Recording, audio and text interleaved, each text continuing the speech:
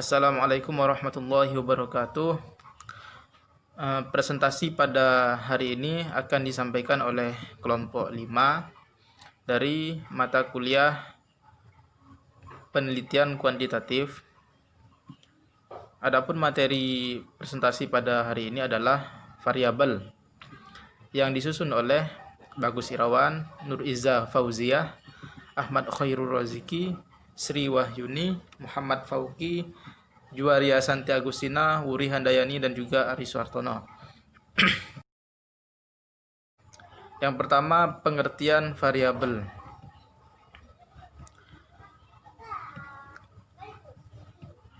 Variabel merupakan hal yang sangat penting dalam sebuah penelitian karena sangat tidak memungkinkan bagi seseorang peneliti melakukan penelitian tanpa variabel. Sebagian ahli juga mendefinisikan bahwa yang dinamakan variabel adalah segala sesuatu yang akan menjadi objek pengamatan dalam sebuah penelitian.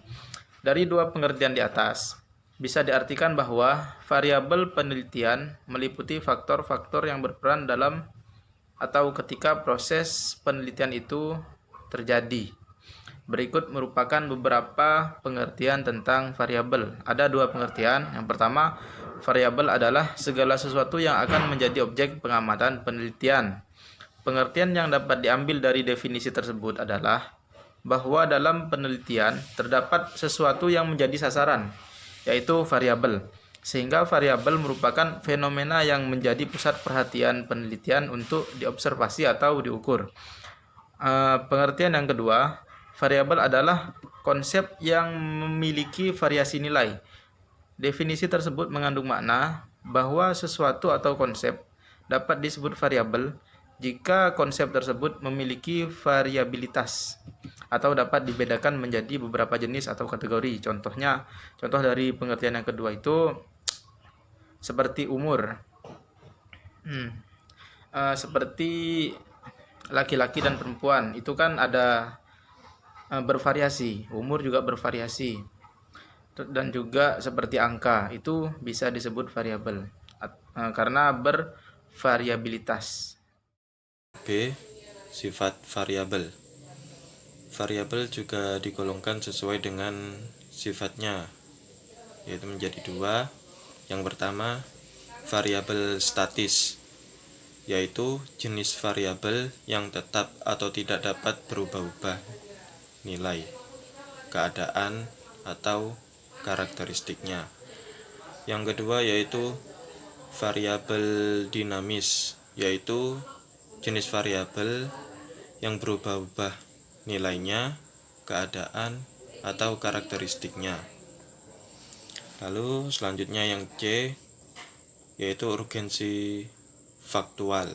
Urgensi faktual itu berdasarkan penting atau tidaknya sebuah instrumen dalam pengumpulan data, yang dibedakan menjadi dua, yaitu yang pertama variabel konseptual, yaitu variabel yang tidak terlihat secara jelas atau tersembunyi atau tidak nyata.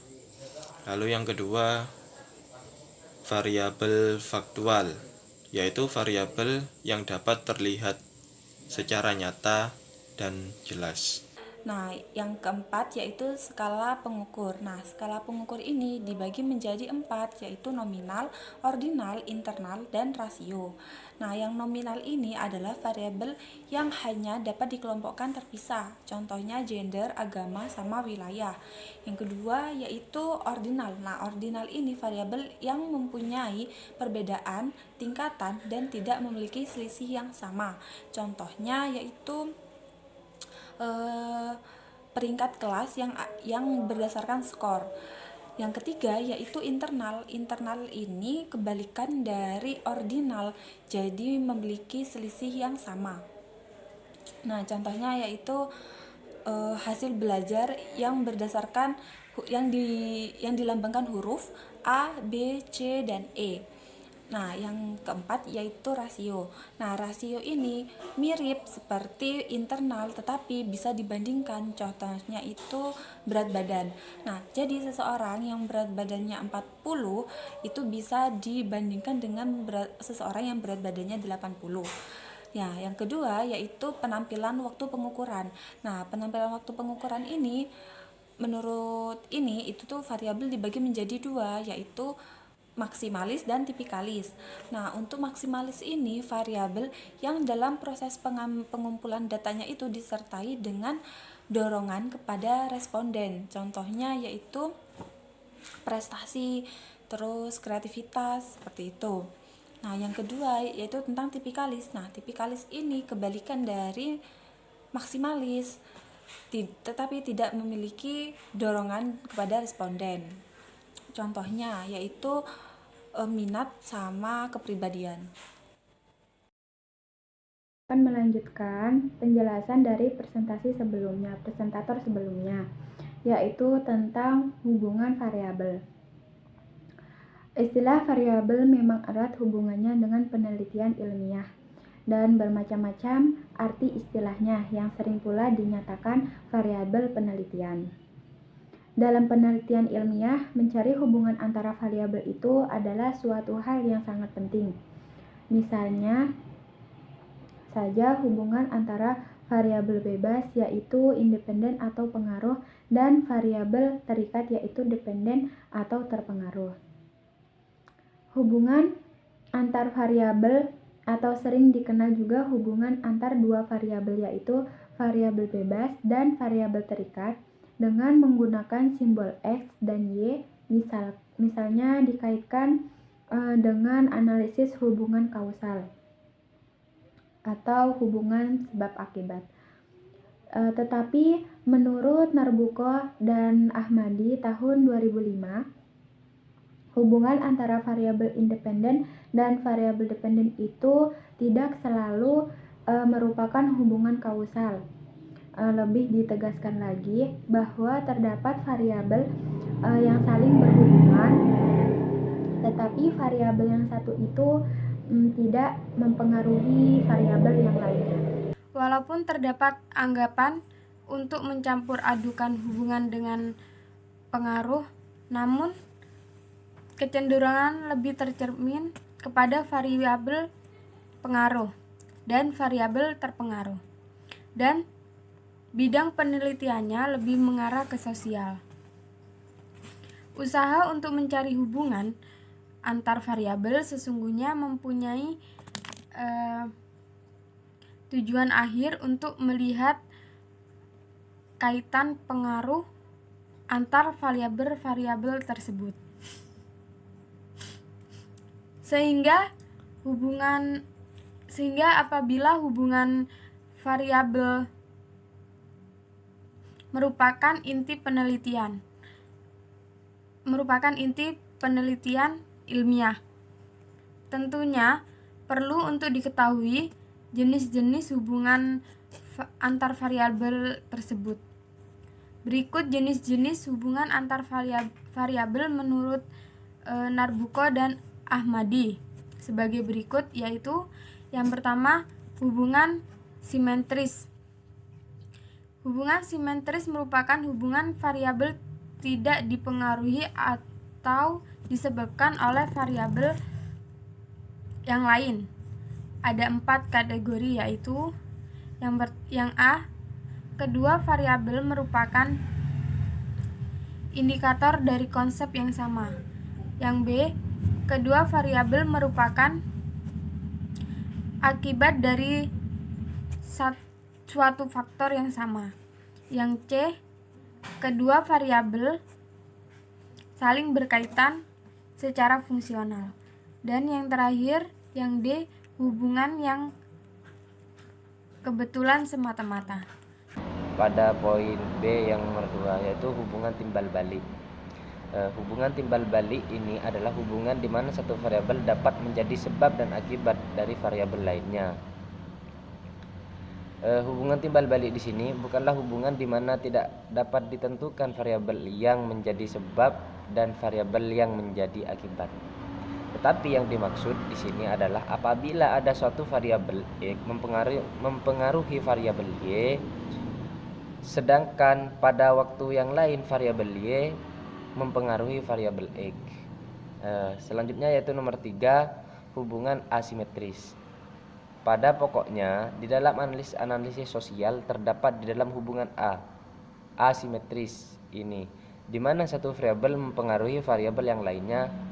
Dalam hubungan asimetris ini ada beberapa ketentuan, di antaranya yaitu yang pertama, hubungan antara stimulus dan respon, yang mana hubungan ini merupakan salah satu hubungan kausal yang lazim dipergunakan oleh para ahli. Selanjutnya yaitu hubungan antar disposisi dan respon. Hubungan ini menunjukkan kecenderungan untuk menunjukkan respon tertentu dalam situasi tertentu. Selanjutnya yaitu hubungan antar diri individu dan disposisi atau tingkah laku, yang mana hubungan ini menunjukkan sifat individu yang relatif tidak berubah dan tidak dipengaruhi lingkungan. Hubungan antara perkondisi yang perlu dan dengan akibat tertentu. Selanjutnya yaitu hubungan yang imanen antar dua variabel. Hubungan ini menunjukkan terdapat suatu jalinan yang erat antara variabel satu dengan variabel yang lain. Selanjutnya yaitu hubungan antar tujuan yaitu ends dan cara yaitu means. Lanjutkan materi contoh beberapa hubungan variabel. Yang pertama ada hubungan simetris, yaitu hubungan yang tidak dipengaruhi oleh variabel yang lain. Apa saja kategorinya? Kategori yang pertama adalah kedua variabel merupakan indikator dari konsep yang sama. Kemudian kategori yang kedua, variabel merupakan akibat dari suatu faktor yang sama. Yang ketiga, kedua variabel saling berkaitan secara fungsional. Dan yang terakhir, hubungan yang kebetulan semata-mata. Saya akan melanjutkan beberapa contoh dari hubungan variabel, yaitu hubungan timbal balik. Hubungan timbal balik adalah hubungan di mana suatu variabel dapat menjadi sebab dan akibat dari variabel lainnya. Dijelaskan oleh Narbuko dan Ahmadi 2005. Perlu diingat bahwa hubungan timbal balik di sini bukanlah hubungan di mana tidak dapat ditentukan variabel yang menjadi sebab dan variabel yang menjadi akibat. Akan tetapi yang dimaksud di sini ialah apabila pada sesuatu waktu ada variabel X mempengaruhi variabel Y, sedangkan pada waktu yang lainnya variabel Y mempengaruhi variabel X. Misalkan penanaman modal mendatangkan keuntungan dan pada gilirannya keuntungan akan memungkinkan penanaman modal. Jelasnya variabel terpengaruh dapat menjadi variabel pengaruh. Selanjutnya ialah hubungan asimetris. Pada pokoknya di dalam analisis sosial terdapat di dalam hubungan asimetris ini, di mana satu variabel mempengaruhi variabel yang lainnya. Dalam hubungan asimetris ini ada beberapa ketentuan hubungan sebagai berikut. A. Hubungan antara stimulus dan respon. B. Hubungan antara disposisi dan respon. C. Hubungan antara diri individu dan disposisi atau tingkah laku. D. Hubungan antara prekondisi yang perlu dengan akibat tertentu. E. Hubungan yang imanen antar dua variabel. F. Hubungan antar tujuan. Terima kasih, itulah tadi pemaparan dari pemateri kelompok 5. Semoga apa yang kita sampaikan tadi bisa bermanfaat bagi kita semua. Sekian dari kelompok kami. Akhirul kalam. Wassalamualaikum warahmatullahi wabarakatuh.